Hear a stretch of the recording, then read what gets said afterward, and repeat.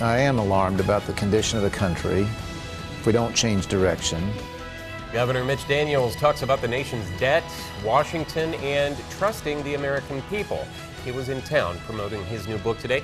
Good afternoon, I'm Jeff Smith. And I'm Gina Quattrochi. Thanks for joining us. Not only did Governor Mitch Daniels sign copies of his book at Barnes & Noble, but he got down to more serious issues. New at 5 o'clock, News Channel 18's Tiffany Dismore sat down with Governor Mitch Daniels to talk about the country's debt and other concerns that Americans have. Tiffany?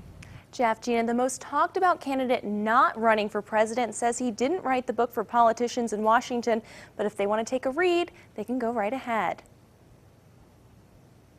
I guess it's on the bestseller list somewhere, but I wasn't really expecting or trying to write a bestseller. I think it's written mainly for active citizens, concerned citizens who might speak to our politicians. Many citizens were in line to see Governor Mitch Daniels at Barnes & Noble in Lafayette.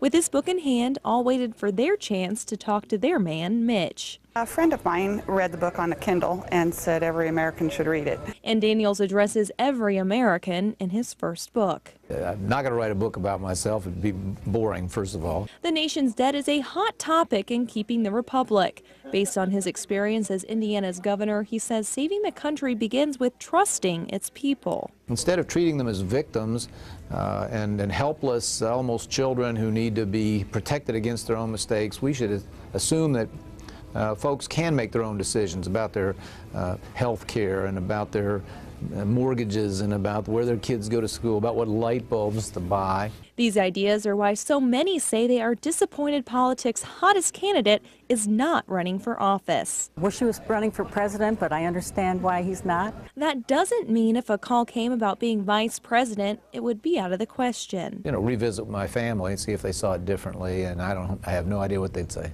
Daniels would have these Hoosiers vote. I'm a fan.